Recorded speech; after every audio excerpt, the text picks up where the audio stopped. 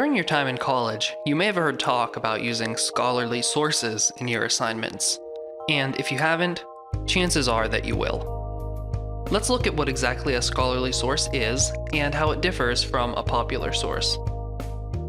Scholarly sources come in different forms, but for the most part, you'll see them as books and peer-reviewed articles. A peer-reviewed article is a short write-up of a piece of research, theory, or other scholarly activity that has been checked for quality by an editor who is knowledgeable in the subject prior to publication.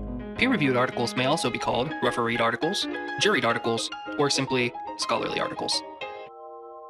Unfortunately, it's not always easy to tell if something is a scholarly source right away. Here are some key characteristics you can use to tell a scholarly source, the kind you should be using for your assignments, from a popular source, the kind you should beware of. Popular sources are normally written by journalists or other non-specialists, people whose main job is to summarize ideas or events in an easily understandable format. On the other hand, scholarly sources are written by researchers, theorists, and other specialists, people who have an in-depth knowledge of the subject. They tend to have a lot of letters after their names. Popular sources are written for a broad, general audience. They're intentionally written to be understood by as wide a variety of people as possible. Think of it this way. Twilight doesn't spend much time on the intricacies of cellular metabolism and vampires, and J.K. Rowling tells us little about parliamentary procedure during faculty meetings at Hogwarts. Scholarly sources are all about that kind of detail. They're written by specialists for specialists. This means a narrower, more focused audience.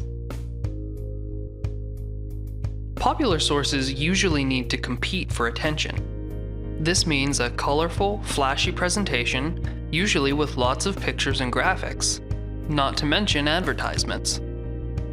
Scholarly sources, in contrast, are, well, dull. They normally have lots of dense, black and white text, and the images that do make their way in are likely to be charts and graphs. If there are advertisements, they're minimal, and they're usually for dull things like textbooks and food for lab rats. Popular sources tend to be used for entertainment or to stay informed with current events. You'll also find a lot of opinion pieces in popular sources. Conversely, objectivity is a major goal of scholarly sources. They'll also use a lot of jargon specific to their field of study, and they tend to report research rather than opinion. Think about a magazine or newspaper you've read, either online or on paper. Did you ever see something that looked like this at the end of an article? Probably not. While scholarly sources are virtually required to have long lists of supporting references and complete citations, popular writers don't usually list the sources they consulted, and if they do, it's normally in an indirect way. So there's an overview of the difference between scholarly and popular sources. It's important to remember that the distinction isn't always black and white. It's more of a continuum from one end to the other. For example, a researcher might write a magazine article summarizing her latest experiment for a lay audience. Or a journalist might produce a book that deals with the topic in depth and is backed up by a formidable references section. In the end, you need to use these distinctions as guidelines.